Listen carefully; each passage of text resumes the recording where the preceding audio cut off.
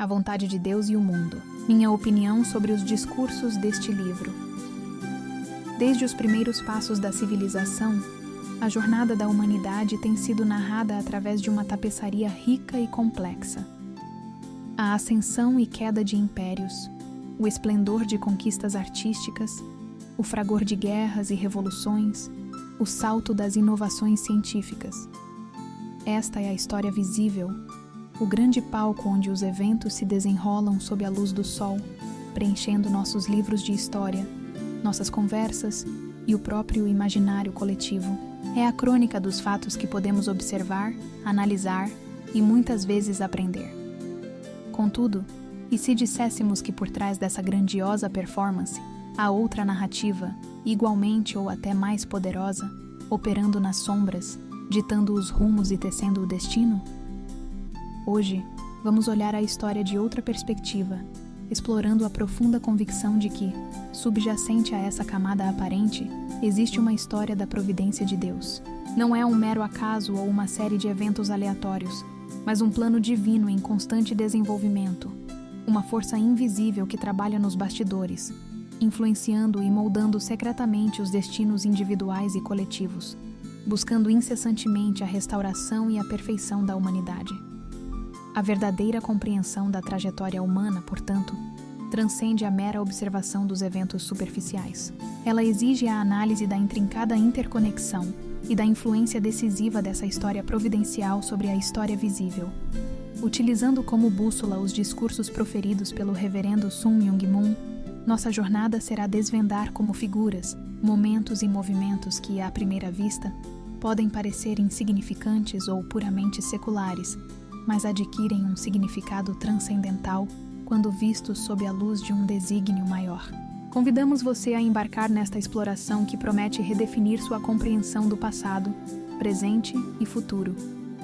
O dualismo fundamental entre a história visível e a providencial, que permeia toda a existência humana, encontra sua origem em um evento de proporções cósmicas e ramificações eternas: a queda. Longe de ser meramente uma alegoria ou um mito distante, os discursos que analisamos nos convidam a enxergar a queda como um desvio catastrófico do propósito original de Deus para a humanidade. Foi um momento de ruptura, uma ferida profunda no coração de Deus, caracterizada não por um erro intelectual, mas por um relacionamento ilícito de amor, uma perversão da força mais poderosa do universo. Este ato primordial corrompeu a linhagem pura da humanidade, injetando o veneno do egoísmo e da auto-orientação onde deveria florescer o amor altruísta e a harmonia.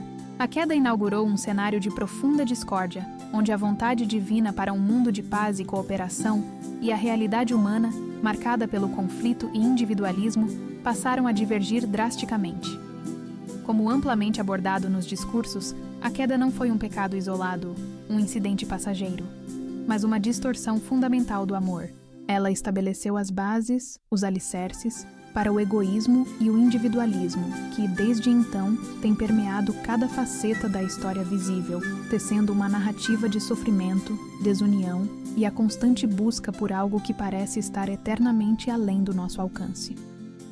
Compreender a queda sob esta ótica é o primeiro passo para decifrar a verdadeira natureza da história que se desenrola diante de nós. Um dos aspectos mais marcantes e consistentemente ignorados da história da providência é sua natureza frequentemente discreta, quase secreta, e por vezes, francamente desprezada pela percepção pública. Os momentos cruciais da intervenção divina raramente capturam a atenção da história visível em seus estágios iniciais. Pelo contrário, são frequentemente marginalizados, incompreendidos ou até ridicularizados. Esse padrão de operação oculta não é uma anomalia, mas uma característica inerente à forma como a providência divina se desenrola em meio a uma humanidade afastada de seu propósito original. Podemos observar esse padrão se repetindo através de diversos exemplos históricos e bíblicos que ressoam profundamente com as reflexões encontradas nos discursos. Imagine a sociedade da época de Noé, vibrante, talvez hedonista, certamente focada em seus afazeres cotidianos, festas e conquistas. Para essa civilização, Noé, um homem solitário, dedicando décadas a construir um gigantesco barco em terra seca, longe de qualquer corpo d'água significativo, deve ter sido a personificação do absurdo. A história visível da época o via como um louco, um excêntrico, completamente alheio à realidade. Suas advertências eram ignoradas, suas ações, motivo de zombaria. Contudo, nos bastidores dessa aparente insanidade, a história da providência operava de forma monumental. Através da obediência singular de Noé, Deus estava preparando a preservação da linhagem humana e de toda a vida na Terra, garantindo a continuidade da criação após o dilúvio, um evento de redefinição cósmica que marcaria um novo começo para a humanidade. O que era ridículo para o homem era fundamental para Deus. Séculos após Noé, em meio a poderosas cidades-estados e impérios emergentes, com a atenção das massas voltada para conquistas militares, rituais complexos e a política de seus tempos, surge a figura de Abraão. Ele não era um rei, um sacerdote influente, nem um guerreiro renomado. Era um indivíduo, um nômade, que recebeu um chamado divino para deixar sua terra e sua família e seguir para um lugar desconhecido. Para o mundo visível, Abraão era uma figura secundária, talvez um pastor rico, mas sem grande influência no panorama geopolítico da época. Sua jornada de fé era invisível aos olhos dos poderosos.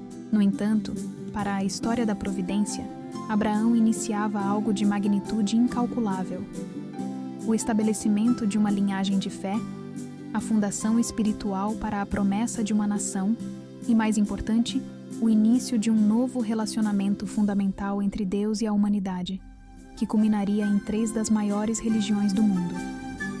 No auge do Império Romano, sob o domínio de governadores implacáveis e à sombra de rituais religiosos estabelecidos, a vida era intensa. O foco estava na política romana, nos impostos, nas tradições judaicas e na busca por um Messias terreno que libertasse Israel do jugo estrangeiro. Em meio a tudo isso, um jovem pregador itinerante, nascido de pais humildes, visto por muitos como um simples carpinteiro, um curandeiro carismático ou, para as autoridades, um agitador perigoso, caminhava pelas aldeias da Galileia. A elite e a população estavam preocupadas com seus próprios assuntos, e a mensagem de amor e redenção de Jesus foi, em grande parte, incompreendida e rejeitada. Sua crucificação foi vista como o fim de mais um movimento messiânico fracassado. Mas nos bastidores da história da providência, Jesus, o Messias, estava oferecendo a salvação mais profunda, estabelecendo as bases espirituais para o cristianismo e reabrindo o caminho para a restauração espiritual da humanidade. Sua humildade e aparente insignificância na história visível escondiam o evento mais central da providência. Esses exemplos demonstram um padrão inequívoco. Os movimentos mais significativos da providência divina são, com frequência, concebidos e iniciados de forma que escapa inteiramente à percepção da massa. A história providencial opera com uma lógica e um tempo que diferem radicalmente da compreensão humana, reservando sua verdadeira magnitude para ser revelada apenas sob a perspectiva de uma história mais profunda e abrangente. O afastamento do propósito original de Deus, iniciado pela queda, manifestou-se na história visível como um cenário de progressiva corrupção e individualismo, culminando em crises morais e sociais que se intensificaram ao longo dos séculos. A busca egoísta por prazer, poder e riqueza, em detrimento do amor altruísta e da interdependência, corroeu os alicerces da sociedade. Essa realidade de declínio moral e espiritual, que muitas vezes é a única dimensão perceptível da história para a humanidade, cria uma dolorosa lacuna entre o ideal divino e a existência terrena. Mesmo nações e instituições que, em seus fundamentos, possuíam um alto potencial providencial, acabaram por desviar-se de suas missões, refletindo o impacto da queda em escala global. Os discursos revelam que os Estados Unidos, por exemplo, não são apenas uma nação poderosa e influente na história visível, mas foram concebidos com um propósito elevado na história providencial de Deus. Com sua fundação, baseada em ideais de liberdade e fé, a nação foi chamada a liderar o caminho na restauração, atuando como um farol de esperança e valores morais para o mundo. Contudo, essa alta expectativa não foi plenamente cumprida. Como elucidado em diversos discursos, em vez de avançar na direção de um ideal divino, a América, como outras nações, sucumbiu a um declínio moral, mergulhando na busca desenfreada por autoindulgência, materialismo e uma liberdade que muitas vezes se degenerou em libertinagem. Discursos lamentam a degradação moral dos Estados Unidos após a Segunda Guerra Mundial, descrevendo-o como um período de deserto, onde a nação, apesar de seu poder e influência, falhou em assumir plenamente seu papel providencial. Este desvio trágico evidencia a lacuna profunda entre o plano divino para uma nação e sua realidade visível, mostrando como o egoísmo pode desvirtuar até mesmo os propósitos mais nobres. Similarmente, a história providencial aponta para o cristianismo como um veículo crucial e sem precedentes para a vontade de Deus na história da humanidade. Por quase 2 milênios, ele moldou civilizações, inspirou inumeráveis atos de caridade e sacrifício, e serviu como um guia moral para bilhões. No entanto, como expresso em importantes discursos, mesmo essa instituição fundamental enfrentou seus próprios desafios e limitações. Embora tenha sido um farol de fé e um pilar de valores espirituais por muitos séculos, a necessidade de um novo futuro para o cristianismo sugere que sua forma atual, com suas divisões e, por vezes, sua incapacidade de se adaptar plenamente aos desafios de uma era complexa, não seria suficiente para culminar a providência divina. Isso indica que, embora respeitáveis e influentes na história visível, as religiões estabelecidas podem ter um papel incompleto na história providencial contínua, necessitando de renovação espiritual, de uma nova revelação ou de uma direção mais clara para que o plano divino de unificação e restauração possa ser plenamente realizado. Diante do cenário de declínio moral e do desvio de nações e instituições, surge a pergunta fundamental: como Deus opera para reverter os efeitos da queda e guiar a humanidade de volta ao seu propósito original? A resposta reside na persistente e incansável intervenção divina nos bastidores, muitas vezes através de movimentos e líderes que, inicialmente, não são compreendidos ou aceitos pela maioria. A história da providência é, em sua essência, a história da busca de Deus para restaurar seus filhos, um processo que envolve um amor sacrificial e uma determinação inabalável. O cerne dessa busca divina é o amor. Contudo, não é um amor passivo ou que espera ser recebido, mas um amor que busca, que se dá, que se sacrifica. Como revelado nos discursos, o amor de Deus é um amor que o busca, não um amor que o recebe. Isso significa que, mesmo após a queda, Deus nunca desistiu da humanidade, mas continuou a investir seu amor e sua energia para nos resgatar.